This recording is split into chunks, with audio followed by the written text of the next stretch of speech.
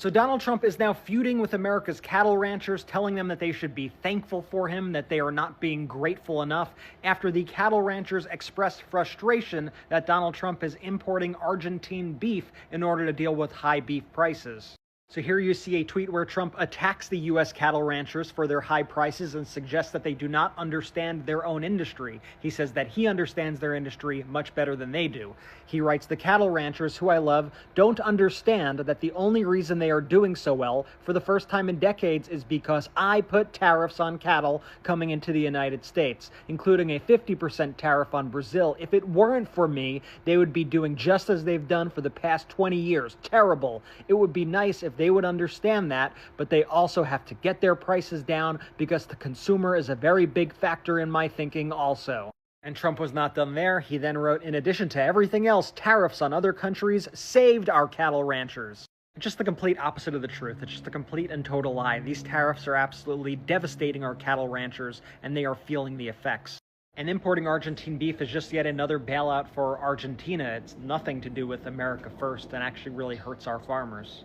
Yesterday, Merriweather Farms wrote this whole long post. I'm not going to read the whole thing, but they said, "We love and support you, but your suggestion to buy beef from Argentina to stabilize beef prices would be an absolute betrayal to the American cattle rancher." It's time to learn who this man is, Merriweather Farms. "We understand that there are larger economic and geopolitical dynamics at play, including countering CCP influence in countries in our hemisphere. Argentina sells soybeans to the CCP. Donald Trump is helping the CCP by doing this." And maybe the craziest part about all this is Trump's plan doesn't even make any sense. Not only do the ranchers oppose Trump's Argentina beef imports, but experts say that it will not even lower prices at all. So here we go again, another Trump term. The farmers get screwed over again, and Trump says that they should say thank you. We'll keep covering all the news. Remember to follow along and listen to the Midas Touch podcast for more. Who would have believed that Trump will give billions of dollars to Argentina while the farmers in America are left to be stranded? And guess what? The cost of groceries are high in America, no doubt about that, meat especially. But guess what Donald Trump did recently? He said, "Hey, American farmers, ranchers, come on, supply me beef in America. So there'll be enough beef for us in America. Come on, supply. Supply, supply, supply." And of course,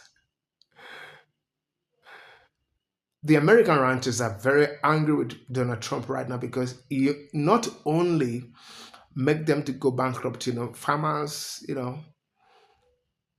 he also make their hope that seems to be alive before now to be dashed. So if farmers and ranchers are going to breed cattle, the hope of selling it now has been dashed because Argentina farmers are going to be supplying America the beef that is needed.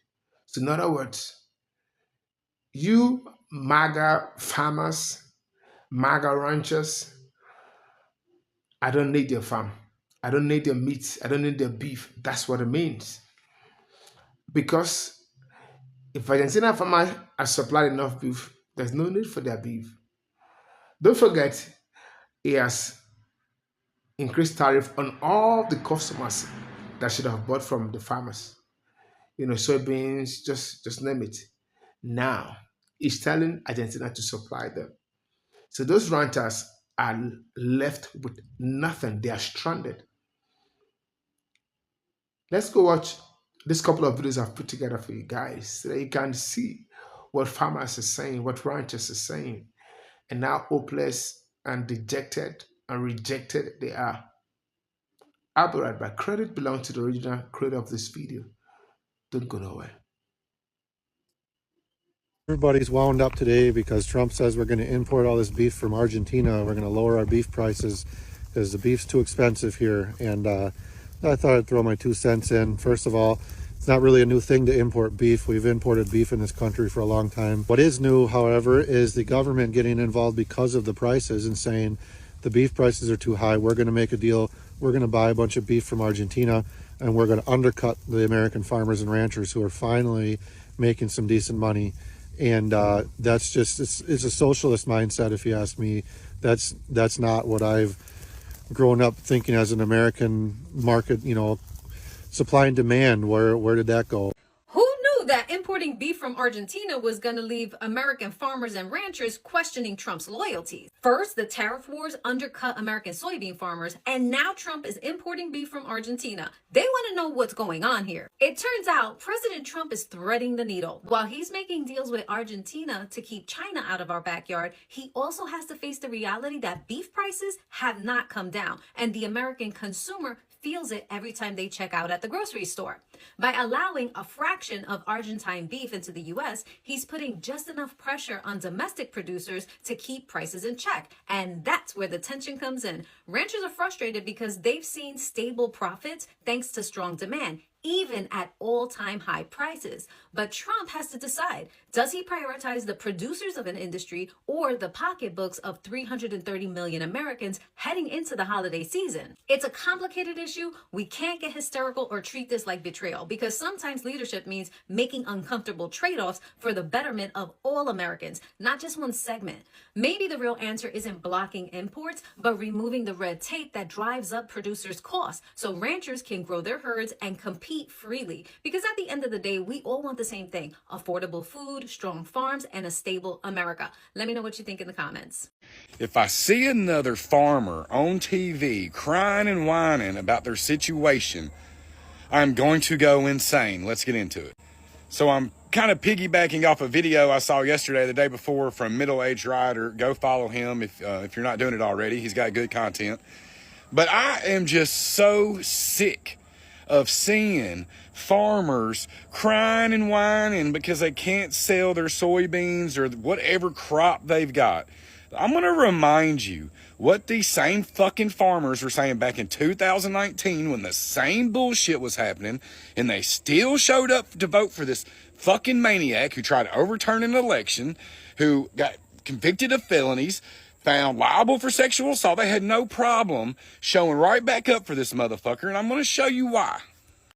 So back in 2019 and 2020, you can see here that farmers were given billions and billions and billions of dollars of straight cash payments, checks written of $100,000 or more sent straight to them. Look, $28 billion in 2 years, all because of his trade war. You can see here, farm subsidies jumped to their most in 14 years back in 2019. This farmer here who was interviewed could not sell his soybeans to China because of Trump's tariffs back in 2019. And then he said, Trump money is what we call it. It helped a lot, and my understanding is they're going to do it again. So yes, boy, they loved that government money coming to them, didn't they? Shows right here.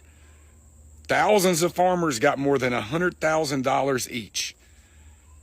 Roughly twice as much as the actual harm. I mean, they was just throwing them money. And now they want to come back 5 years later, whining and crying and bitching and moaning. I'm so sick of it. I'm going to show you a farmer from North Dakota right now who did a damn interview, and she tells you just exactly how fucking selfish they all are. Jager says that ever since the August 1st tariffs took place, she's been worried about her income, loans, and bills. She says that she's never had to worry before about her crops not having a market. China, which usually buys the largest amount of soybeans from U.S. farmers, has stopped because of tariffs. Out against everything, knowing that agriculture in America needs an international market, it's just really unfair. You know, how about you look at the items that you really could tariff that won't affect so many people? I mean, are you fucking kidding me? Tariffs for all of us. She don't mind that. Tariff everybody else, but don't tariff us. I mean, completely selfish assholes. Everybody saw what was coming. If you are a fucking Trump voter, I'm out of empathy for you, okay? You deserve to live with the fucking consequences of the decision that you made, just like everybody else has to live with the fucking decision that you made. So I live in an ultra-conservative MAGA community. I was raised to be ultra-conservative and MAGA, but our community was actually built on cattle ranchers. And yes, every single one of these cattle ranchers in my community have been diehard MAGA, so I want to read the letter that Trump wrote to them. To the cattle ranchers, who I love that I was able to hoodwink for their vote, they are too stupid to understand that the only reason that they could possibly have any success is because I, Donald J. Trump, taxed them and their consumers with the tariffs that I placed on foreign nations. In fact, if it weren't for me, they would have to go back to doing whatever it is that they were doing before the days of cattle ranching. But it would be nice if they understood that. But these cattle ranchers need to get their prices down, because the truth is, I never cared about America first or the American farmer. If you don't believe me, just look what I did to the soybean market. I just sent $40 billion to Argentina to influence their elections. So that's why you, the American farmer, cannot have health care. And to the National Cattlemen's Beef Association, I read your response about how you cannot stand behind me. Well, I warned you, all you had to do was vote for me this one time, and that would be it. So thank you. I do not believe that a leader of a country can do everything possible to make its farmers, ranchers, and all other sectors to be stranded. I believe that America is very smart. They know what they're doing, and the kind of leadership that America, chooses is top notch, and they know exactly what to do to make the people of America great and to make the economy buoyant and to always make sure that they are first. But in this case, it looks like they are not first anymore because farmers are stranded, cattle rearers are stranded. Donald Trump gave money to Argentina, and that is not enough. He told them again to come and supply beef to America. So that means that those meat that the few ranchers are rearing, they have no hope of selling it because Argentina ranchers will be supplying America with beef, which looks good actually in terms of meeting the need of the people. But the bigger picture is this: the ranchers will have no hope of selling even the little cattle or beef that they have. They have no hope of selling it because if Argentina is going to supply them, then who are they going to sell to? I know before now the hope of selling it has been shut down because tariff has increased. True, but imagine you have a local buyer that is still like, oh, let's see, because we've been rearing this for quite some time and we can't eat it. So let's see how we can sell it to the local buyers and all that. Now, even that hope has been squashed, dashed, and is no longer sure or certain for them again.